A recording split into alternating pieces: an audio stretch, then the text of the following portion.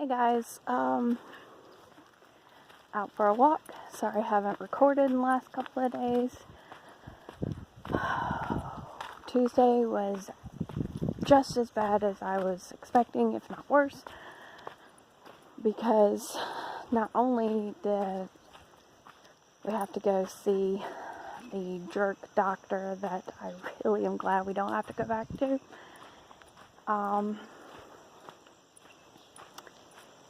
but then just the anticipation, the anxiety of going to see this horrible jerk who was dismissive and abusive, and then when we confronted him about being abusive, he was dismissive again. So glad we don't have to go back. And if we do ever have to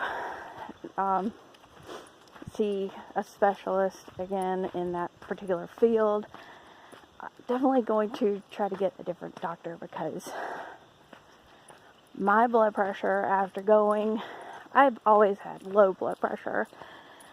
My blood pressure after going there was almost at crisis level. It was super high. I have never felt so bad in my entire life. I mean, when you have low blood pressure and it drops low, you feel real bad. You feel lethargic. You feel like you're going to pass out. Sometimes I do pass out. But this was just like exhausted, headache. My head just pounded. Nothing. I drank a big glass of water. I took some Advil. I got in some steam. I steamed, because it almost felt like a sinus headache, but just different, because it just felt so tired and exhausted. It was horrible, and it took the rest of the day to get it back down to a normal, livable level. But there you go. So I didn't have the ability to do anything else after that. And then yesterday, we were just trying to keep safe during the storm. We weren't really in its path, but we had the tropical storm. And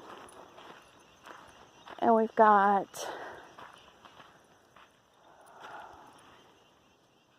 a lot of debris on the road. Doesn't look like any bad damage out this way, but mostly just leaves and some small branches. But we stayed at my mom's house for a while, and like I said, it never got terribly bad, but better safe than sorry. Ray was working from home yesterday, so he didn't have to get out in it, and I was very thankful for that. Alright, so speaking of storms, the environmental impact of eating a vegan diet, right? Because the storms just keep getting worse. We keep getting more of them. Got a little more debris up the hill here. Anyway. Alright. Give me a second. Alright. So, I don't know all of the, statistics. And you can look it up and try to get reputable sources on this, because there are some that are going to be exaggerated, and there are some that are going to be funded by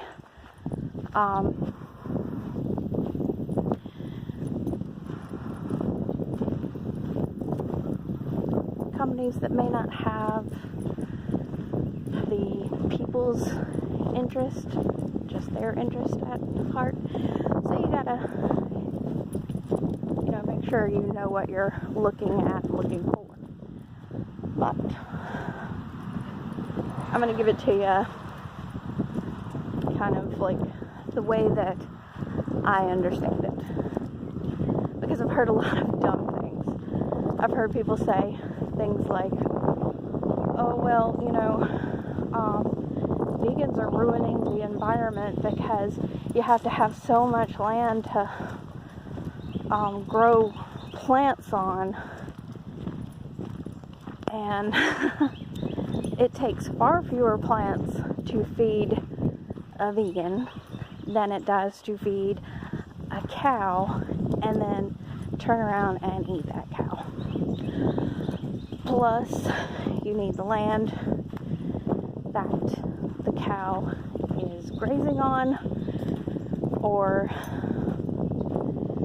you need more land for the cow. You need more land for how much it eats. Because, I don't know, people seem to think that there's this magical cow that exists that feeds lots of people lots of meat without eating. Not just so that makes sense, does it? So, instead of raising all these cows and chickens and pigs for food, you can eat the food. And the pigs and chickens and cows will be able to take care of themselves, because in order for people to be fed with these animals, not only do you need the land and the water, you got to have places to put its waste. You got to have places to process it, which is just a lovely way of saying killing and turning the dead flesh into our food. And you have to have, I had a third one and it's gone. Okay. Anyway,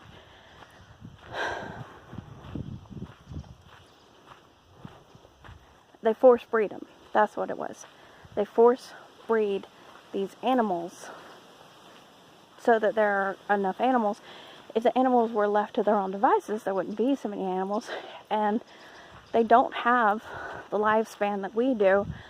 So, even if you let them live and enjoy and stop eating them and they get to do their thing, after a while there's not going to be as many animals, because they don't breed at the rate that we breed them. And they don't live that long compared to us. So the argument that, vegans are going to ruin the planet with all their vegetables that have to be, we have to eat, is ridiculous. When you have to feed animals so much more and give them so much more water and everything just to keep them alive long enough to be on your plate. Alright, plus vegans use less garbage.